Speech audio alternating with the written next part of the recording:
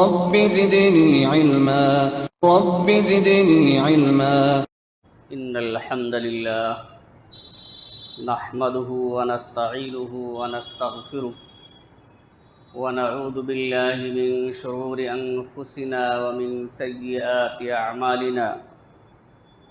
من يهده الله فلا مضل له ومن يضلل فلا هادي له وأشهد أن لا إله إلا الله وحده لا شريك له وأشهد أن محمدًا عبده ورسوله يا أيها الذين آمنوا اتقوا الله حق تقاته ولا تموتن إلا وأنتم مسلمون يا أيها الناس اتقوا ربكم الذي خلقكم من نفس واحدة وخلق منها زوجها وبث منهما رجالا كثيرا ونساء واتقوا الله الذي تساءلون به والأرحام إن الله كان عليكم رقيبا يا أيها الذين آمنوا اتقوا الله وقولوا قولا سديدا يصلح لكم أعمالكم ويغفر لكم ذنوبكم ومن يطع الله ورسوله فقد فاز فوزا عظيما أما بعد فإن خير الحديث كتاب الله وخير الهدي هدي محمد صلى الله عليه وسلم وشر الأمور محدثاتها وكل محدثة بدعة وكل بدعة ضلالة وكل ضلالة في النار فأعوذ بالله من الشيطان الرجيم بسم الله الرحمن الرحيم إنما يريد الله ليذهب عنكم الرجس أهل البيت ويطهركم تطهيرا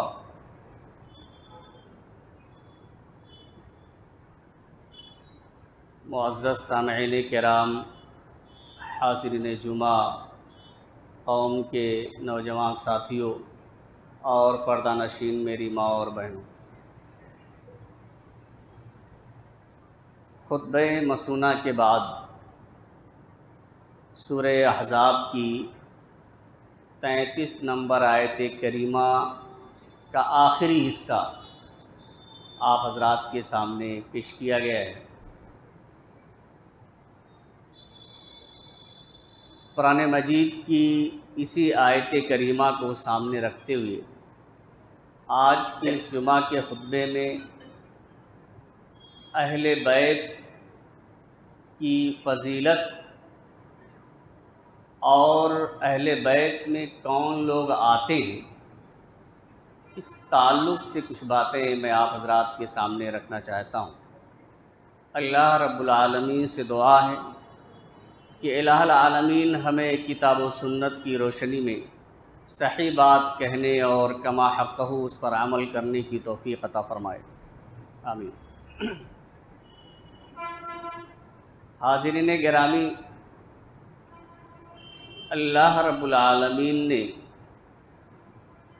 اس آیت کریمہ کے اندر ارشاد فرمایا کہ انما یرید اللہ لیذہب عنکم الرجس اہل البیت ویطہرکم تطہیرا، کہ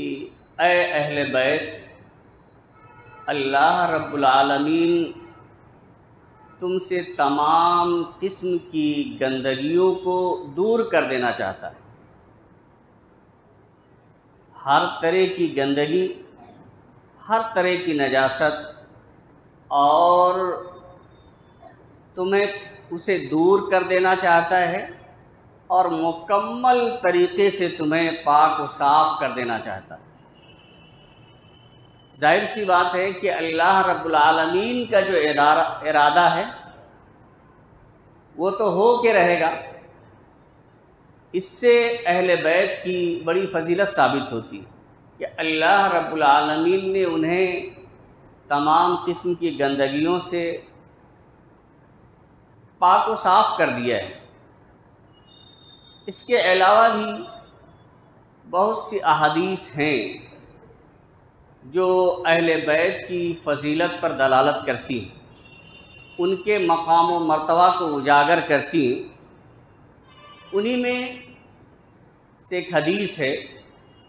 جس کے راوی زید بن ارقم رضی اللہ تعالیٰ عنہ، یہ مسلم شریف کی روایت ہے۔ زید بن ارقم رضی اللہ تعالیٰ عنہ بیان کرتے ہیں کہ اللہ کے رسول صلی اللہ علیہ وسلم ایک مرتبہ مکہ اور مدینہ کے درمیان ایک پانی جسے خم کے نام سے جانا جاتا ہے، صحابہ کرام کے درمیان خطبہ دینے کے لیے کھڑے ہوئے۔ اس میں آپ صلی اللہ علیہ وسلم نے فرمایا حمد و صلات کے بعد کہ میں انسان ہوں، میرے پاس اللہ رب العالمین کا قاصد آنے والا ہے، اور اللہ کے حکم پر مجھے لبیک کہنا ہوگا۔ یہ اشارہ کیا آپ صلی اللہ علیہ وسلم نے اپنی موت کی طرف کہ اب زیادہ دنوں کے لیے ہم آپ کے درمیان مہمان نہیں ہیں۔ اپنی موت کی طرف آپ صلی اللہ علیہ وسلم نے اشارہ کیا، اور اس کے بعد فرمایا کہ وَأَنَا تَارِكٌ فِيكُمْ ثَقَلَيْنِ، کہ میں تمہارے درمیان دو چیزیں چھوڑ کر جا رہا ہوں، دو چیزیں چھوڑ کر جا رہا ہوں۔ اولہما کتاب اللہ، اور ان میں پہلی چیز اللہ کی کتاب ہے، فیہ الہدی والنور، جس میں ہدایت ہے اور اللہ کا نور ہے۔ فخذوا بکتاب اللہ، تو تم اللہ کی کتاب کو پکڑ لو، واستمسکوا بہ، اور اسے مضبوطی سے تھام لو۔ فحث علی کتاب اللہ، آپ صلی اللہ علیہ وسلم نے اللہ کی کتاب کو مضبوطی سے تھامنے اور اس کی پکڑنے پر صحابہ کرام کو ابھارا، ورغب فی، اور اس پر عمل کرنے کے سلسلے میں بڑی رغبت دلائی۔ ثم قال، پھر آپ نے فرمایا وَأَهْلُ بَيْتِي، ایک لمبی روایت ہے۔ اس روایت کے اندر آپ صلی اللہ علیہ وسلم نے فرمایا وَأَهْلُ بَيْتِي، اور میرے اہل بیت، یعنی قرآن مجید کی پر عمل کرنا۔ جب قرآن مجید پر عمل کرو گے تو تم گمراہ نہیں ہو سکتے ہو، غلط راستے کی طرف نہیں جا سکتے ہو۔ ایسے ہی میرے اہل بیت کی ایک تو اتباع کرنا، ان کی اطاعت و پیروی کرنا، اور دوسرے ان کا خیال رکھنا۔ آگے اللہ رب العالمین نے 3 مرتبہ فرمایا اذکرکم اللہ فی اہل بیتی، اذکرکم اللہ فی اہل بیتی، اذکرکم اللہ فی اہل بیتی، کہ میں تم لوگوں کو اپنے اہل بیت کے سلسلے میں اللہ کو یاد دلاتا ہوں، میں تم لوگوں کو اپنے اہل بیت کے سلسلے میں اپنے اہل بیت کے تعلق سے اللہ کو یاد دلاتا ہوں، میں تمہیں اللہ کو یاد دلاتا ہوں اپنے اہل بیت کے تعلق سے، ان کے سلسلے میں۔ یہ 3 مرتبہ اس خطبے میں اللہ کے رسول صلی اللہ علیہ وسلم نے فرمایا، یعنی اہل بیت کی اتباع کرنا اور ان سے محبت رکھنا، ان کے ساتھ ہمدردی قائم کرنا، ان کی عزت و احترام کرنا، ان کے ساتھ ظلم و زیادتی نہ کرنا، کسی طرح سے انہیں تکلیف نہ پہنچانا، یہ تمام چیزیں اس میں شامل ہے۔ اللہ کے رسول صلی اللہ علیہ وسلم نے فرمایا کہ میں تمہیں اللہ کو یاد دلاتا ہوں۔ اسی طرح سے اور دوسری بھی احادیث ہیں جس سے اہل بیت کی بڑی فضیلت ثابت ہوتی ہے۔ حضرت ابوبکر صدیق رضی اللہ تعالیٰ، بخاری شریف کی روایت ہے کہ حضرت ابوبکر صدیق رضی اللہ تعالیٰ عنہ کہتے ہیں والذی نفسی بیدہ، اس ذات کی قسم جس کے ہاتھ میں میری جان ہے، قسم کھا کر کے حضرت ابوبکر صدیق رضی اللہ تعالیٰ عنہ جو تمام صحابہ کرام میں سب سے افضل ہیں اور خلیفہ اول ہیں، وہ یہ فرماتے ہیں کہ اس ذات کی قسم جس کے ہاتھ میں میری جان ہے، لقرابۃ رسول اللہ صلی اللہ علیہ وسلم احب الی ان اصل من قرابتی، اللہ کے رسول صلی اللہ علیہ وسلم کے قرابت داروں،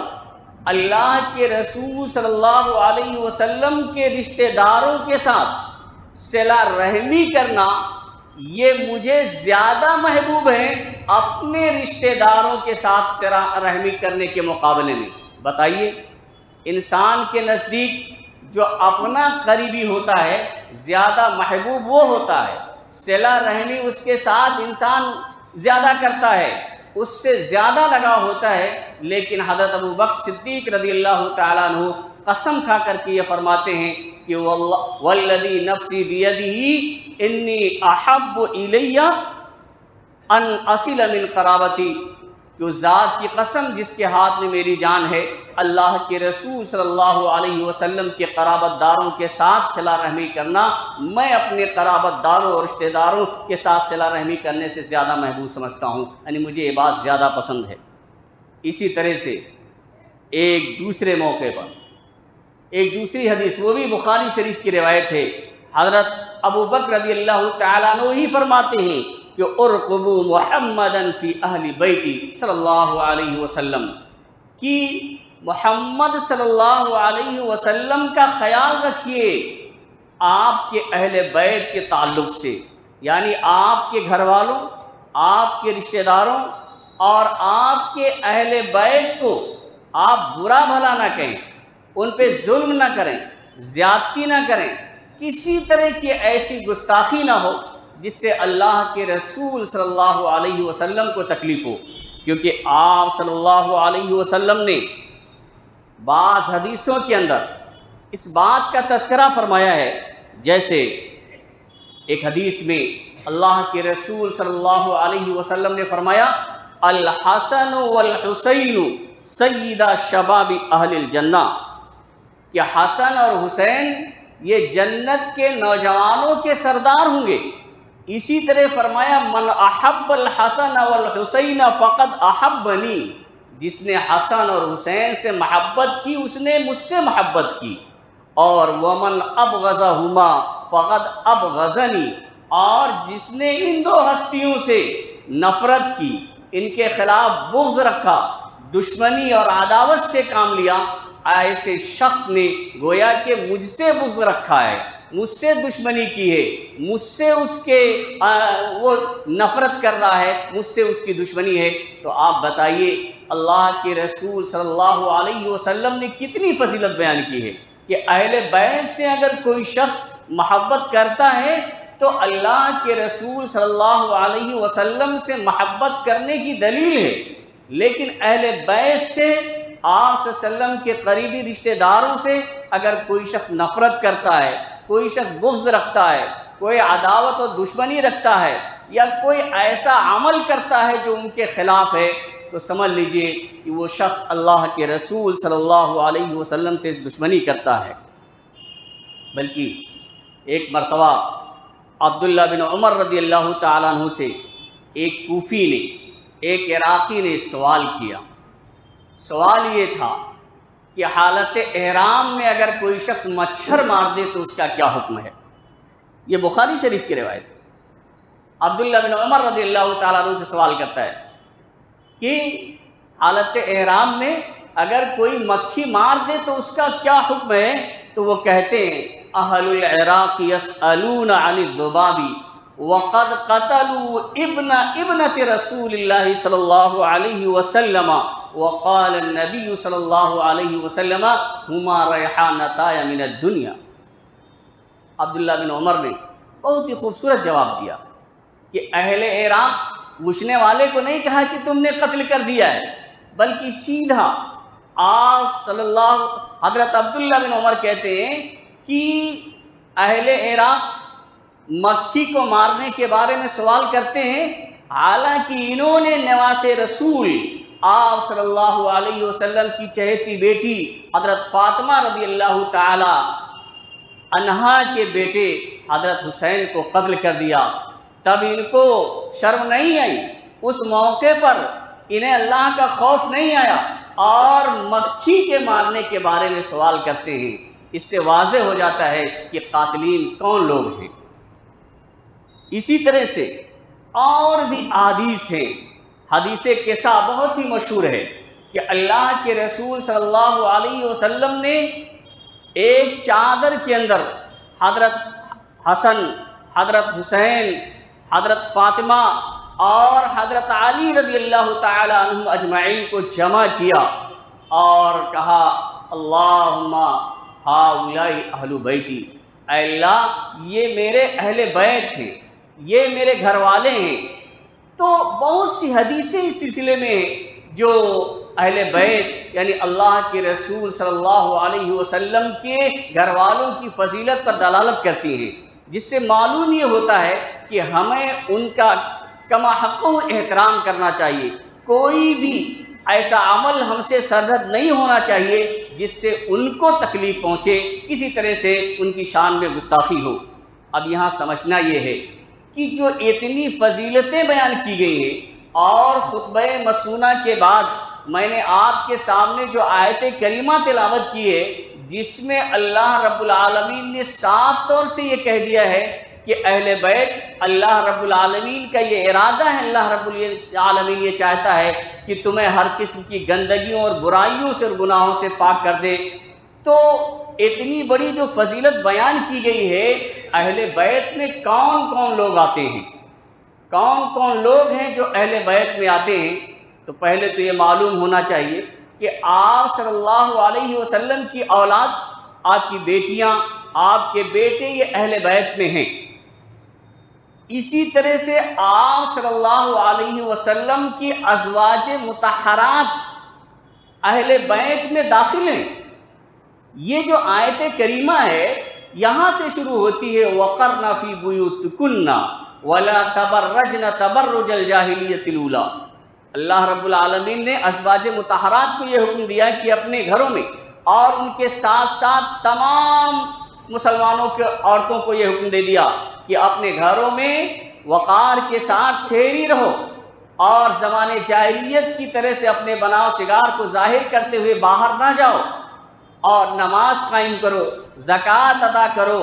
اسی طرح سے اللہ اس کے رسول کی اطاعت کرو۔ اس کے بعد اللہ رب العالمین نے فرمایا کہ اللہ رب العالمین چاہتا ہے کہ تمہارے اندر کسی طرح سے گندگی نہ رہ جائے، کسی طرح کے گناہوں میں تم ملوث نہ ہو۔ تو صاف ظاہر ہے آیت سے کہ اس میں ازواج مطہرات شامل ہیں، کیونکہ خطاب انہی کو کیا گیا ہے۔ لیکن بعد میں اس جگہ اللہ رب العالمین نے مذکر کا صیغہ استعمال کر دیا ہے، کم کا صیغہ۔ پہلے تو جمع مؤنث غائب کا صیغہ، حاضر کا صیغہ استعمال کیا جو خواتین آپ کی ازواج مطہرات کے لیے تھا، لیکن آگے چل کے اللہ رب العالمین نے جو حاضر کا صیغہ استعمال کر دیا ہے تاکہ اس میں مرد اور عورت سب شامل ہو جائیں، ورنہ اگر وہی صیغہ استعمال کیا جاتا جو شروع میں استعمال کیا گیا ہے تو صرف آپ صلی اللہ علیہ وسلم کی ازواج مطہرات ہی ان میں رہ جاتی اہل بیت میں، کیونکہ سیاق انہی کے سلسلے میں ہے، باتیں انہی کے سلسلے میں چل رہی ہیں، اس لیے اللہ رب العالمین نے یہاں مذکر کا صیغہ استعمال کیا تاکہ مرد اور عورت سب شامل ہو جائیں۔ عورت اہل بیت میں شامل ہوتی ہے،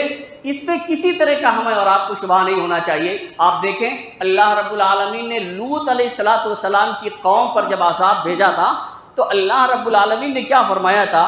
کہ فَأَنْجَيْنَاهُ وَأَهْلَهُ، کہ ہم نے لوط کو نجات دے دی، وَأَهْلَهُ اور ان کے اہل کو نجات دے دی۔ اب دیکھیے اس کے بعد اللہ تعالیٰ نے کہا إِلَّا امْرَأَتَهُ، لیکن ان کی بیوی کو نجات ہم نے نہیں دی، بیوی کو نجات نہیں۔ یہاں اللہ رب العالمین نے بیوی کو کیوں نکالا؟ اسی لیے کہ اہل کے اندر بیوی شامل تھی۔ اگر اللہ رب العالمین اللہ کے ذریعہ امرات ان کی بیوی کو نہ نکالتا تو نجات میں وہ بھی شامل ہوتی، چونکہ اہل کے اندر بیوی آتی ہے، اسی لیے اللہ رب العالمین نے اس کو نکالا کیونکہ وہ ظالموں میں سے تھی، وہ بھی کافروں کے ساتھ شریک تھی اس گناہ میں۔ تو اس سے بھی پتہ چلتا ہے اس آیت سے کہ اہل کے اندر عورت شامل ہوتی ہے۔ تو ازواج مطہرات بھی اہل بیت میں سے ہیں، اور اس میں کسی طرح سے ہمیں اور آپ کو شبہ نہیں ہونا چاہیے۔ اسی طرح سے اہل بیت میں بنو ہاشم کے ساتھ ساتھ بنو مطلب بھی ہیں۔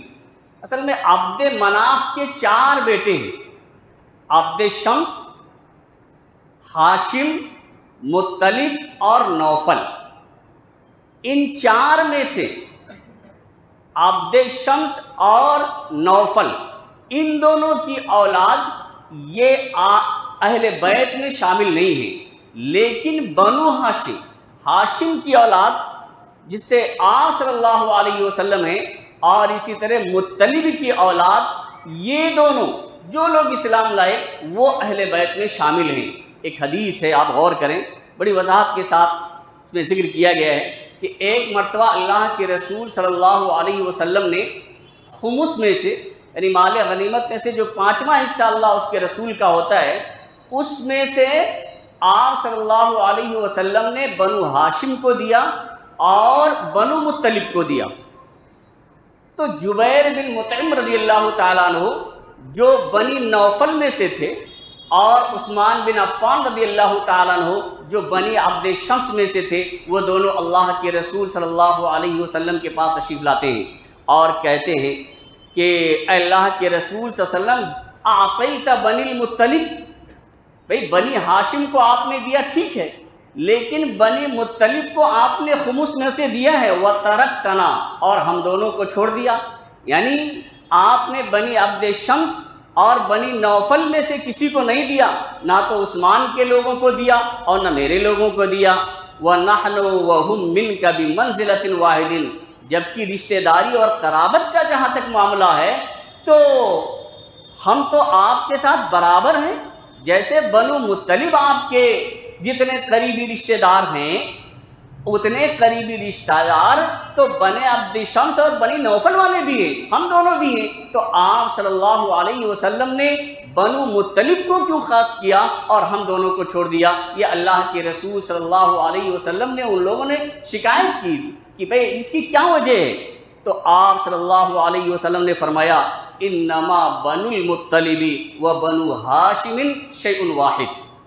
کہ بنی مطلب اور بنو ہاشم وہ ایک ہی چیز ہیں۔ یہ زمانے جاہلیت میں بھی ایک ساتھ رہے اور زمانے اسلام میں بھی ساتھ رہے، یہاں تک کہ شعب ابی طالب میں جب اللہ کے رسول صلی اللہ علیہ وسلم اور آپ کے ایمان لانے والے لوگوں کو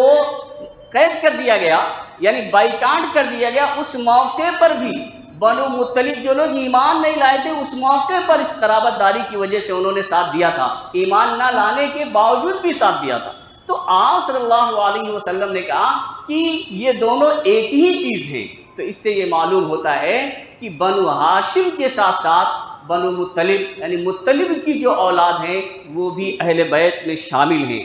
اسی طرح سے اہل بیت میں غلام بھی آتا ہے۔ بنی مخزوم کے ایک شخص کو اللہ کے رسول صلی اللہ علیہ وسلم نے صدقے کامل بنایا، زکوٰۃ کامل بنایا، تو آپ صلی اللہ علیہ وسلم کے غلام ابو رافع، انہوں نے بھی ان کے ساتھ جانے کا ارادہ کیا، اس نیت سے کہ جو ان کو معاوضہ ملے گا اس میں سے تو ہمیں بھی ملے گا، اس میں ہمیں بھی اس میں اجرت ملے گی۔ تو اللہ کے رسول صلی اللہ علیہ وسلم نے فرمایا کہ ان آل محمد لا تحل لنا الصدقہ، کہ ہم آل محمد ہیں، ہمارے لیے صدقہ حلال نہیں ہے۔ وَمَوْلَى الْقَوْمِ مِنْهُمْ، اور قوم کا غلام، قوم کا جو غلام ہے وہ انہی میں سے ہوتا ہے، یعنی جن پر صدقہ حرام ہے تو اگر اس کا کوئی غلام ہے تو وہ بھی صدقہ نہیں کھا سکتا، یہ صاف طور سے۔ تو اس سے یہ معلوم ہوتا ہے کہ آپ صلی اللہ علیہ وسلم کی اہل بیت نے آپ کی اولاد دی ہے، ازواج مطہرات بھی ہیں، بنو ہاشم ہیں، بنو مطلب ہیں، اور ان کے غلام بھی ہیں، کیونکہ وہ تمام لوگ، ایک لمبی حدیث جو میں نے شروع میں ذکر کی تھی، زر بن ارقم نے جس کو روایت کیا ہے، اس میں آخر میں اس بات کا تذکرہ کیا حضرت زید نے کہ اللہ کے رسول صلی اللہ علیہ وسلم کے اہل بیت میں وہ تمام لوگ شامل ہوں گے جن پر آپ صلی اللہ علیہ وسلم کے بعد صدقہ حرام ہے، یعنی جن لوگوں کے لیے صدقہ اور زکوٰۃ کا لینا حرام ہے وہ تمام لوگ اہل بیت میں شامل ہیں۔ اور قوم کے غلام کے لیے، آپ صلی اللہ علیہ وسلم کے رشتہ داروں کے غلاموں کے لیے اللہ کے رسول صلی اللہ علیہ وسلم نے زکوٰۃ اور خیرات کو حرام کر دیا، اس لیے وہ بھی اہل میں شمار ہوں گے۔ تو یہ اہل بیت میں یہ تمام لوگ آتے ہیں، ان تمام کی ہمیں اور آپ کو عزت کرنی چاہیے، ان تمام سے ہمیں اور آپ کو محبت کرنا چاہیے۔ کسی کے ساتھ بھی کوئی ایسا عمل اور کوئی ایسی گستاخی نہیں ہونی چاہیے جس سے ہم گنہگار ہوں، کیونکہ اللہ کے رسول صلی اللہ علیہ وسلم نے ان کی بڑی فضیلتیں بنائی ہیں، اور خود اللہ رب العالمین نے یہ کہہ دیا ہے کہ ہر طرح کی گندگیوں سے اور ہر طرح کے گناہوں سے ہم نے ان کو پاک و صاف کر دیا ہے۔ لیکن یہ بات ذہن میں رہنی چاہیے کہ گناہوں سے یا گندگیوں سے جو پاک کر دیا ہے، اس کا مطلب یہ نہیں ہے کہ وہ معصوم عن الخطا ہو سکتے ہیں، ان سے کوئی گناہ نہیں ہو سکتا ہے، کوئی غلطی نہیں ہو سکتی ہے۔ انبیاء کرام کے علاوہ کوئی بھی ہستی ایسی نہیں ہے جو گناہوں سے پاک ہو، جو گناہوں سے صاف ستھری ہو، جو معصوم عن الخطا ہو۔ صرف انبیاء کرام ہی کی ذات ایسی ہوتی ہے جو گناہوں سے پاک و صاف ہوتی ہے۔ تو لیکن اللہ رب العالمین نے ان کو یہ مقام اور مرتبہ عطا کیا ہے کہ اللہ رب العالمین نے انہیں گناہوں سے پاک و صاف کر دیا ہے۔ تو حاضرین گرامی، یہ ہے اہل بیت کی فضیلت اور یہ ان کا مقام۔ اسی طرح سے اللہ کے رسول صلی اللہ علیہ وسلم کے وہ ساتھی جن کو اللہ تبارک و تعالی نے آپ کے لیے منتخب کیا، جنہیں صحابہ کرام کہا جاتا ہے، صحابی جنہیں کہا جاتا ہے۔ صحابی کہتے کسے ہیں اسے آپ جان لیں کہ جس نے اللہ کے رسول صلی اللہ علیہ وسلم کو حالت ایمان میں دیکھا، یعنی آپ صلی اللہ علیہ وسلم سے ملاقات کی ہو، اور حالت ایمان میں جس کی وفات ہوئی ہو۔ دیکھنا کوئی شرط نہیں ہے، اگر آدمی بصارت سے معروم ہے تو نہیں دیکھ سکتا ہے، جیسے بعض صحابی آپ جانتے ہیں موجود تھے۔ تو حالت ایمان میں آپ صلی اللہ علیہ وسلم سے اگر ملاقات ہوئی ہے اور حالت ایمان میں اس کی وفات ہوئی ہے تو ایسا شخص صحابی کہلاتا ہے۔ تو وہ تمام صحابہ کرام، اہل بیت کا مقام تو بہت اونچا ہے، لیکن ان کے علاوہ جتنے بھی آپ کے ساتھی ہیں جنہیں صحابی کہا جاتا ہے، جن کے بارے میں اللہ رب العالمین نے رضی اللہ عنہ و رضوا عنہ کہہ دیا ہے کہ اللہ رب العالمین ان سے راضی ہو گیا اور وہ اللہ رب العالمین سے راضی ہو گئے، تو ان تمام لوگوں کا ادب و احترام کرنا، ان لوگوں کی عزت کرنا، ان لوگوں کی توقیر کرنا ہمارے اور آپ کے لیے واجب و ضروری ہے۔ کسی بھی ادنا سے ادنا صحابی کے بارے میں کسی طرح کی گستاخی اللہ اور اس کے رسول صلی اللہ علیہ وسلم نے جائز اور روا نہیں رکھی ہے۔ اللہ رب العالمین سے دعا ہے کہ الہ العالمین ہمیں اہل بیت کی فضیلت اور ان کے مقام و مرتبہ کو سمجھنے کی توفیق عطا فرمائے۔ الہ العالمین ہمیں ہمیشہ کتاب و سنت کے مطابق زندگی گزارنے کی توفیق عطا فرمائے۔ الہ العالمین ہم میں جو پریشان حال ہیں ان کی پریشانیوں کو تو دور فرما دے، جو لوگ بیمار ہیں انہیں شفائے کامل و عاجل عطا فرما، جو لوگ مقروض ہیں انہیں قرض کی ادائیگی کی توفیق عطا فرما۔ بارک اللہ لنا ولکم فی القرآن العظیم ونفعنا وإیاکم بالآیات والذکر الحکیم، انہ تعالی جواد کریم ملک رؤوف رحیم۔